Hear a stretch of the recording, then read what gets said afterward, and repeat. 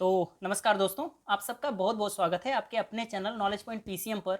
और इस वीडियो में हम लोग क्लास 9th के मैथमेटिक्स का जो कि छठवां चैप्टर है रेखाएं और कोण, इसका बहुविकल्पीय प्रश्न हम लोग देखेंगे। क्योंकि आप सब जानते हैं कि क्लास 9th के एग्जाम में बहुविकल्पीय प्रश्न 20 नंबर का आता है। तो मैथमेटिक्स का बहुविकल्पीय प्रश्न जो दिया है चित्र प्रकाशन में वो हम लोग सॉल्व करते हैं। तो सबसे पहला क्वेश्चन आप सब देखिए, लिखा है निम्न में से कौन सा कोण अपने पूरक कोण के दुगने के बराबर है। यानी कौन सा कोण है जो अपने पूरक कोण के 2 गुने के बराबर है। तो चलिए हम लोग देखते हैं इसको। देखिए आप लोग देखेंगे इसको, तो लिखा है माना वो कोण यक्स है। देखिए कैसे लगाएंगे इसको, सॉल्व कैसे करेंगे। तो हम लोग क्या करते हैं, माना कोण है यक्स, माना कोण क्या है, यक्स है। और उसका पूरक कोण क्या होगा, अगर कोई कोण यक्स है तो उसका पूरक कोण क्या होगा। तो आप सब पहला चीज तो ये जानते हैं कि दो कोण अगर जोड़ें और 90 आ जाए तो कहेंगे कि ये दोनों कोण आपस में एक दूसरे के पूरक कोण हैं। जैसे फॉर एग्जांपल आप जानते हैं 50 और 40, जैसे मैं यहां पर आपको समझा दूं। तो जैसे 50 और 40, अब ये दोनों 50 अंश और 40 अंश ये दोनों आपस में पूरक कोण होंगे। क्यों? क्योंकि 50 में 40 जोड़ेंगे तो 90 हो जाएगा। ऐसे ही कोई भी दो कोण हो, अगर उन दोनों को जोड़ने पर 90 आ रहा है तो कहेंगे कि वो दोनों कोण पूरक कोण हैं। अब सोचिए, एक कोण यक्स है तो इसका पूरक कोण क्या होगा, पूरक कोण क्या होगा। तो इसको कैसे मानेंगे, तो आपको ऐसे समझना है। मान लीजिए आपसे पूछा जाए कि भाई दो अंक हैं और दोनों अंकों को जोड़ने पर 10 आएगा और एक अंक 7 है, तो बताइए दूसरा अंक क्या होगा। तो आप सब आसानी से बता देंगे कि 3 होगा। पर आपने 3 कैसे पता किया, जितना आपको जोड़कर लाना है उसमें से माइनस कर देंगे जो पहला अंक माने हैं उसको, तो आपको पता चल गया। जैसे आपसे पूछा जाए कि भाई दो अंक है और दोनों अंकों को जोड़ते हैं तो 10 आता है, अगर एक अंक 7 है तो बताइए दूसरा वाला अंक क्या है, तो आप 3 बता देंगे। पर आप 3 बताए कैसे, जोड़कर जितना लाना है उसमें से पहला वाला अंक घटाने से पता चला। अब आपसे ऐसे ही पूछा जाए कि भाई दो कोण हैं, दोनों कोणों को जोड़ने पर 90 आएगा, अगर पहला कोण यक्स मान लिए तो दूसरा कोण क्या होगा। तो भाई आप जोड़कर जितना लाना चाहते हैं उसमें से जो पहला वाला अंक माने हैं उसको घटा दीजिए। बिल्कुल इसी तरह से जैसे आपसे कहा रहा है दो अंक को जोड़ने पर 10 आएगा, ऐसे ही आपसे पूछा जा रहा है कि दोनों दो अंक हैं, दो कोण हैं जिनको जोड़ने पर 90 आ रहा है। अब आपने एक को यक्स मान लिया तो दूसरा क्या होगा, भाई 90 माइनस यक्स होगा। जिसे 10 माइनस 7 किए हैं वैसे 90 माइनस यक्स करेंगे तो 90 माइनस यक्स। यानी कि कोण अगर आपने यक्स माना तो उसका पूरा कोण क्या मानेंगे, 90 माइनस यक्स मानेंगे। अब इसमें कह रहा है, आप लोग क्वेश्चन देखिए, क्वेश्चन में लिखा है कि भाई जो कोण है वो अपने पूरक कोण के दुगने के बराबर है। यानी जो कोण है वो अपने पूरक कोण के दुगने के बराबर है, यानी जो उसका पूरक कोण होगा उसके दुगने के बराबर है। तो ऐसा कोण कौन सा होगा। तो देखिए कह रहा है कि भाई जो कोण है, जो कोण है वो किसके बराबर है, तो जो उसका पूरक कोण है इस पूरक कोण के 2 गुने के बराबर है। यानी जो कोण है वो कितना है, अपने पूरक कोण के 2 गुने के बराबर है। तो जिस तरह से क्वेश्चन कहा उस तरह से मैंने किया, इसलिए ऊपर लिखेंगे प्रश्नानुसार। अब इसको हम सॉल्व करते हैं तो यक्स की जगह पर यक्स ही रहेगा, बराबर की जगह बराबर, और 2 का गुणा करेंगे तो 90 दूना 180 हो गया, माइनस 2 और यक्स का गुणा 2 यक्स हो गया।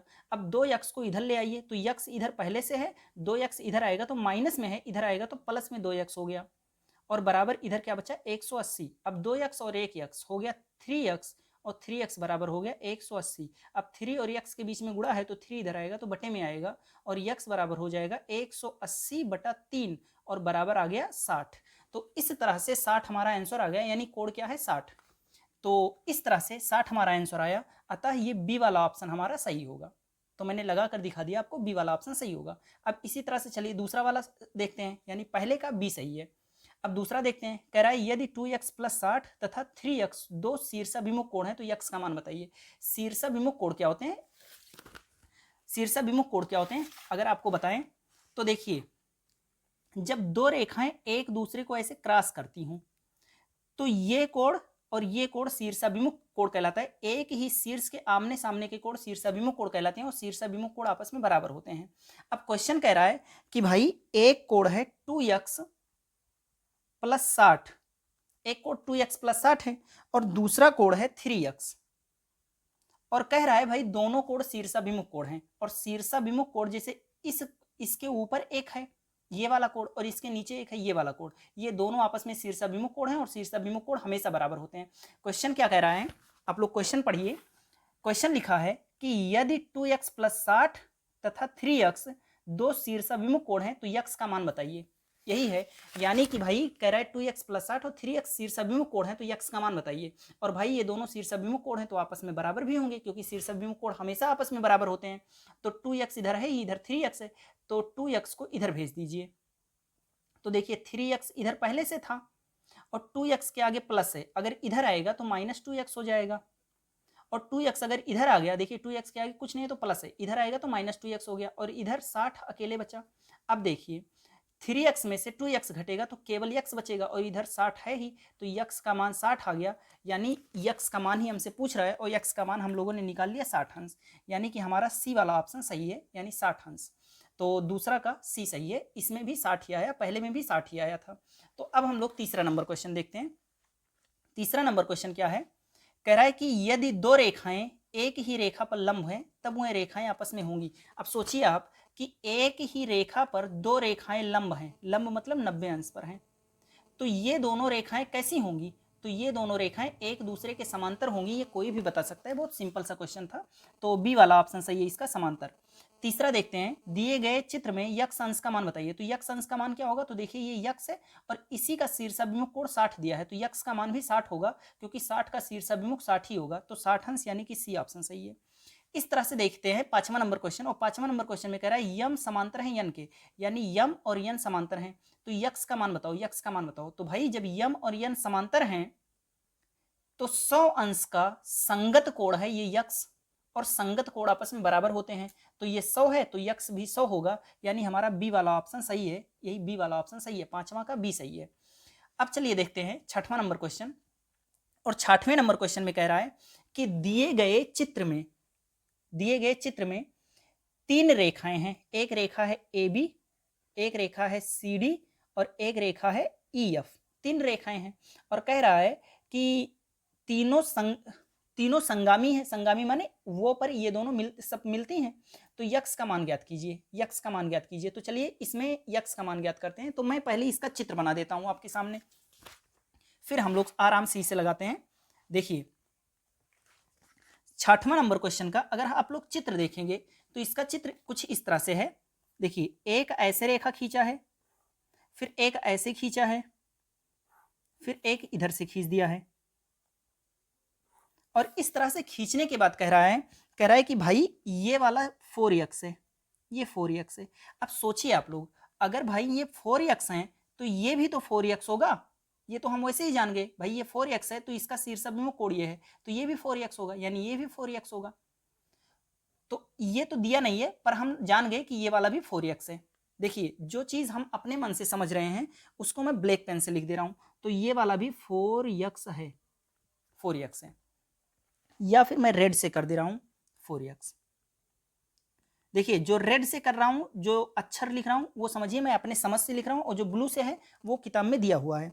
तो देखिए, और ये वाला कोड कह रहा है कि 3x है भाई, तो ये तो 3x क्वेश्चन में दिया है, और इससे हम समझ गए कि भाई ये 3x है तो ये भी तो 3x होंगे, क्योंकि इसका शीर्षाभिमुख कोण ये है। अब ऐसे ही कह रहा है कि ये वाला भी 3x है, तो भाई जब ये 3x है तो ये भी 3x होगा, ये हम अपने मन से समझ गए। तो देखिए जो ब्लू वाला है यही केवल दिया है, और जो रेड वाला है वो हमने ज्ञात कर लिया है, यानी अपने दिमाग से, यानी शीर्षाभिमुख कोण आपस में बराबर होते हैं, इस नियम से हमने ज्ञात कर लिया। देखिए ये 4x है तो हम समझ गए कि भाई ये 4x है, दिया ही है तो ये भी 4x होगा। ये 3x है, दिया ही है तो हम समझ गए कि ये भी 3x होगा। ये 3x है, दिया है, समझ गए कि ये वाला 3x है। आप लोग एक बार फिर से किताब में देख लीजिए, चित्र को देख लीजिए, ये 4x दिया है, हम समझ गए कि ये वाला 4x है, ये 3x है तो ये भी 3x, ये 3x तो ये भी 3x, तो इस तरह से हमने समझ लिया।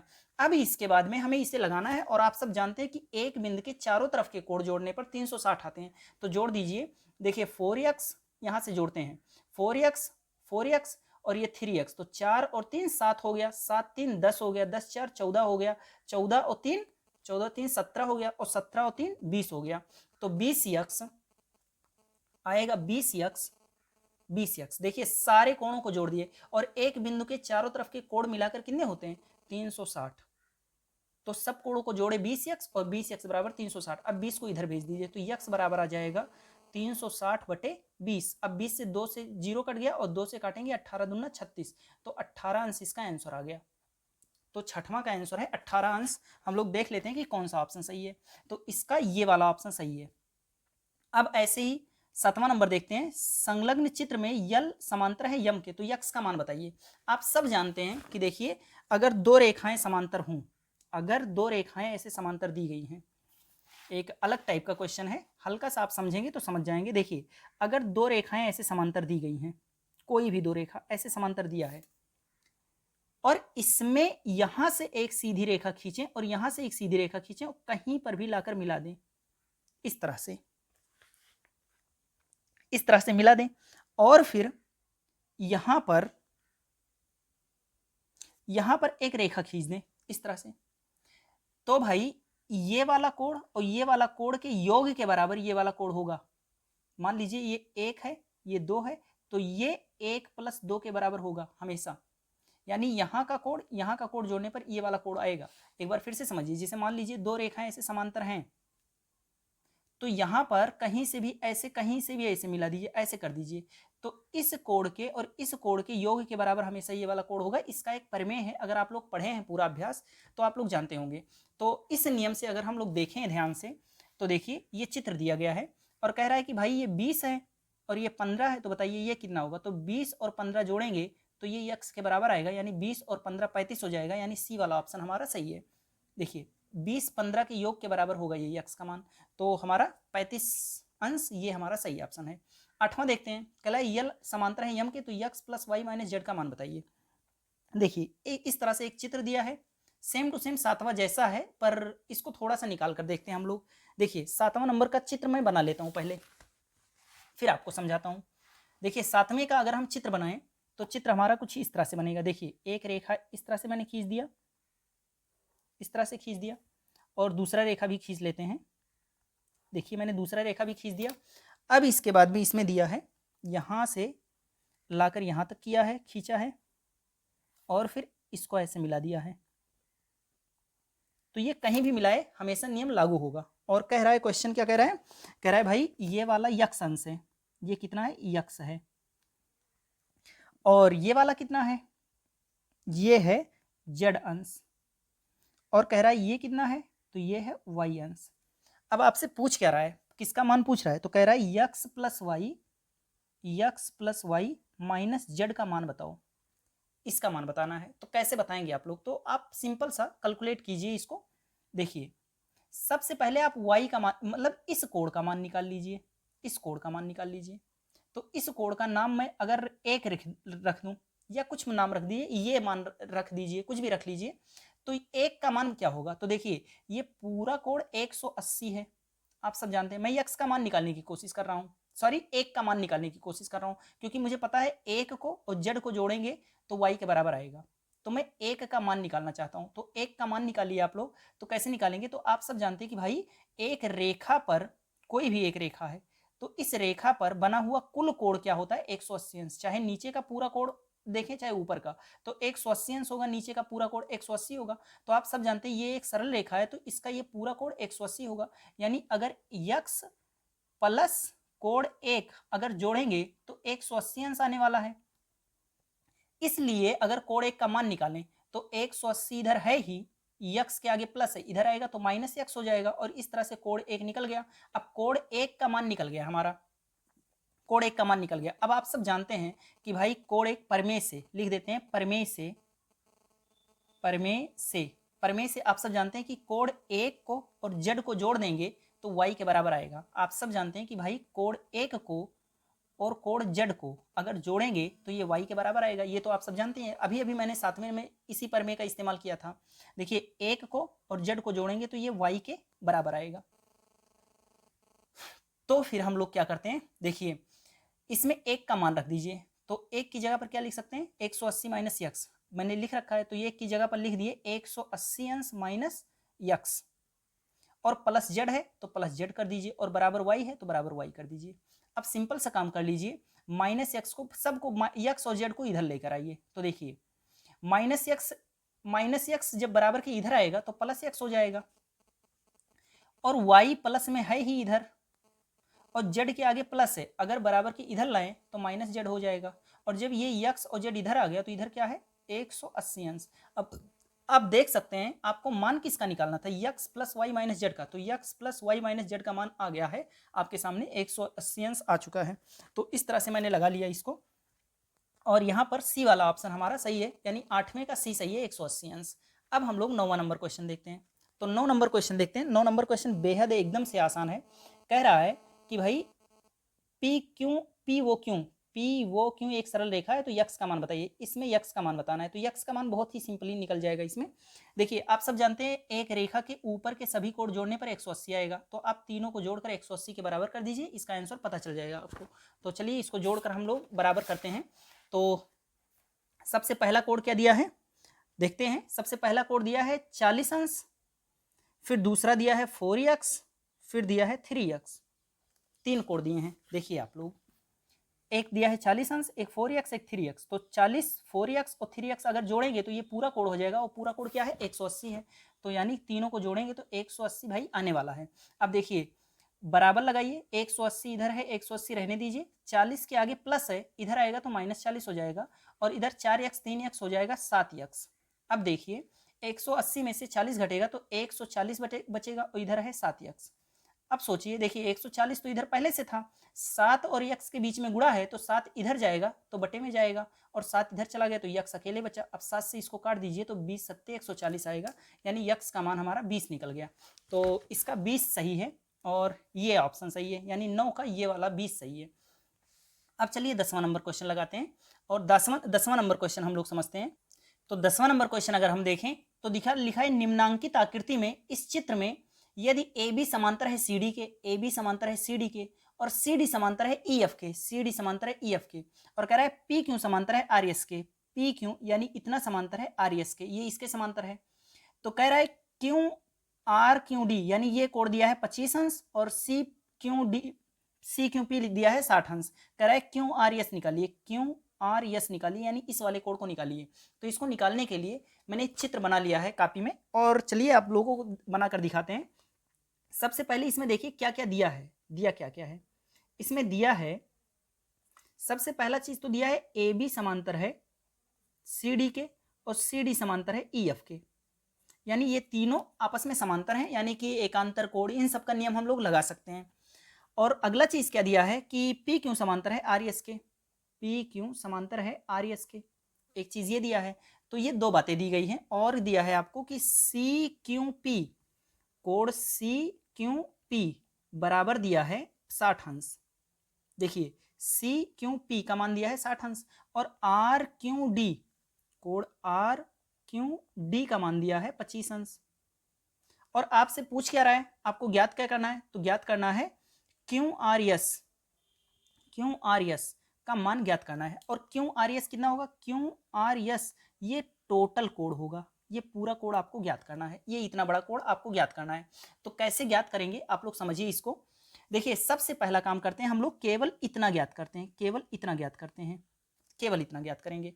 तो चलिए इतना कैसे निकलेगा। सबसे पहला काम आप जानते हैं, देखिए ये 25 अंश है, और आप सब जानते हैं ए बी समांतर है सी डी के। तो अगर ये 25 है और ये एक सीधी रेखा दोनों रेखाओं को टच कर रही है, दो समांतर रेखाओं को, देखिए जब भी दो समांतर रेखाओं को एक ही रेखा टच करे तो ये दोनों कोण आपस में एकांतर कोण कहलाते हैं, और एकांतर कोण बराबर होता है। तो इस वजह से ये 25 है तो ये भी 25 होगा, और इस कोण का नाम क्या है, ये आर, इस पॉइंट का आर नाम रख दिया है, तो ये आर क्यू। तो कोण ये आर क्यू बराबर क्या निकला आपका 25 अंश। और क्यों निकला, क्योंकि ये आर क्यू डी का एकांतर कोण है, कोण आर क्यू डी का एकांतर कोण है, एकांतर कोण है। तो एकांतर कोण है इसलिए ये आर क्यू का मान निकल गया, ये आर क्यू का मान निकल गया, कितना निकला हमारा 25 अंश। और आप सब जानते हैं बहुत अच्छे से कि भाई दिया है क्वेश्चन में पी क्यू समांतर है आर एस की, यानी पी क्यू और आर एस भी समांतर है। भाई अगर इसको भी आगे ऐसे बढ़ाइए और इसको आगे बढ़ाइए तो समांतर रेखा मिलेगा। और जब भाई ये वाला और ये वाला समांतर है तो आप सब समझ सकते हैं कि ये 60 अंश है, तो ये भी हमारा 60 अंश होगा। तो लिख देते हैं। अच्छा ये कैसे, तो ये भी एकांतर कोण लिख सकते हैं आप लोग। तो ये दोनों आपस में बराबर होंगे, तो ये 60 है तो ये भी 60 ही होगा। तो लिख सकते हैं कि बी आर एस कोण बी आर एस कोण बी आर एस क्या होगा, 60 अंश होगा, क्योंकि ये 60 है तो ये भी 60 होगा, क्योंकि ये दोनों रेखाएं आपस में समांतर है और दोनों समांतर रेखाओं को जब दो समांतर रेखाएं ही आपस में समांतर रेखाएं ही काटें तो कोण आपस में बराबर होंगे। देखिए भाई, अगर दो समांतर रेखाएं हैं और इसको दो समांतर रेखाएं ही काटें आपस में, तो जितना ये कोण होगा उतना ये वाला कोण भी होगा, जितना ये वाला कोण होगा उतना ही ये वाला कोण होगा। क्यों? क्योंकि जितना ये है उतना ये है और इसी का शीर्ष अभिमुख कोण ये है। देख लीजिए, जितना ये है उतना ये है और इसी का शीर्ष अभिमुख कोण ये भी है, तो इस वजह से जितना ये कोण होगा उतना ही ये कोण होगा। आप लोग फिर से समझ लीजिए, मैंने कैमरे पर ध्यान नहीं दिया तो फिर से देख लेते हैं। जैसे दो समांतर रेखाओं को जब दो समांतर रेखाएं ही काट रही हों तो भाई ये वाला कोण और ये वाला कोण आपस में बराबर होगा, क्योंकि समझ लीजिए अगर इसको खिसका कर यहाँ पर लाएं तो आप सब समझ सकते हैं कि ये संगत कोण के जैसे काम करेंगे। और अगर ये कोण इसके बराबर है तो भाई इसी के बराबर ये वाला भी तो है, क्योंकि इसी का शीर्षाभिमुख कोण ये है, तो ये इसके बराबर है और इसके बराबर ये वाला है। तो अगर ये इसके बराबर है और इसी के बराबर ये भी है तो ये वाला इसके बराबर होगा। तो इस तरह से आप लोग देख सकते हैं ये 60 अंश के बराबर ये वाला होगा। क्यों? क्योंकि ये दोनों समांतर रेखाएं हैं और इन दोनों समांतर रेखाओं को ये समांतर रेखा आपस में काट रही है, क्योंकि पी क्यू और आर ये समांतर ये दिया है। तो भाई ये 60 अंश है तो ये भी 60 अंश ही होगा। तो इस तरह से मैंने कर दिया बी आर एस को 60 अंश कर दिया। अब अगर बी आर एस 60 अंश है तो सोचिए ये टोटल कोण कितना है, तो टोटल कोण 180 अंश है। ऊपर का टोटल कोण क्या होगा, 180 अंश, और 180 अंश यानी कि ये आर एस अगर आप जोड़ें तो कोण ए आर एस, देखिए ए आर एस कोण कहाँ है, ये आर एस, ये वाले कोण की बात कर रहा हूं। तो ये R S plus B R S मतलब ये छोटा वाला कोण, कोण बी आर एस बराबर क्या होगा, 180 अंश होगा। आप सब समझ सकते हैं भाई कि ये आर एस यानी ये वाला कोण प्लस बी आर एस यानी ये वाला कोण आपस में जोड़ेंगे तो ये पूरा कोण बन जाएगा और ये पूरा कोण 180 अंश होगा। अब आपने बी आर एस का मान पहले ही निकाल रखा है 60 अंश, तो कोण ए आर एस प्लस इसका मान हो गया 60 और बराबर हो गया 180। तो 180 इधर पहले से है और 60 इधर आएगा तो -60 हो गया, यानी कि ए आर एस का मान निकल गया, ए आर एस का मान निकल गया 120 अंश। अब सोचिए हमारा ये आर एस का मान निकल गया 120 अंश, यानी ये वाला 120 है और आपने इसका मान पहले ही निकाल रखा है 25 अंश, क्योंकि इसी का एकांतर कोण था। यहाँ पर देखिए ए क्यू आर का मान 25 अंश है, तो इसका मान 25 आप पहले ही निकाल रखे हैं और इसका मान 120 आ गया। अब सोचिए पूछ क्या रहा है, क्यू आर एस यानी ये टोटल कोण पूछ रहा है, यही तो हमसे क्वेश्चन में पूछ रहा था। तो टोटल कोण किसके बराबर होगा, तो 25 ये और 120 ये जोड़ देंगे तो 145 आ गया, यानी कि हमारा क्यू आर एस जो हमसे पूछ रहा है, क्यू आर एस ही तो हमसे पूछ रहा है क्वेश्चन में, तो लिख देंगे कि कोण क्यू आर एस बराबर क्या होगा। देखिए क्यू आर एस ये बराबर किसके होगा, तो भाई क्यू आर ये के बराबर होगा, यानी ये आर क्यू के बराबर होगा, कोण ए आर क्यू प्लस कोण ए आर एस इसके बराबर होगा। देखिए क्यू आर एस किसके बराबर होगा, ये आर क्यू प्लस ये आर एस के बराबर होगा। आप लोग देख लीजिए चित्र में। अब देखिए क्यू आर एस का मान हमें ज्ञात करना है और बराबर ए आर क्यू का मान आपने कितना निकाला, तो ए आर क्यू का मान आपने कितना निकाला 25 अंश, प्लस ये आर एस का मान अभी अभी आपने निकाला 120 अंश, और दोनों जोड़ देंगे 145 अंश हमारा आंसर आ गया। तो इस तरह से हमने इस क्वेश्चन को भी सॉल्व कर लिया। आप लोग देख लीजिए, इसको चित्र को आप लोग बना लीजिएगा और देख लीजिए। तो इसमें 145 अंश हमारा आंसर आया, यानी कि सी वाला ऑप्शन हमारा सही है। तो इस तरह से मैंने 10 के 10 क्वेश्चन सॉल्व कर दिए और ये अभ्यास भी खत्म हो गया।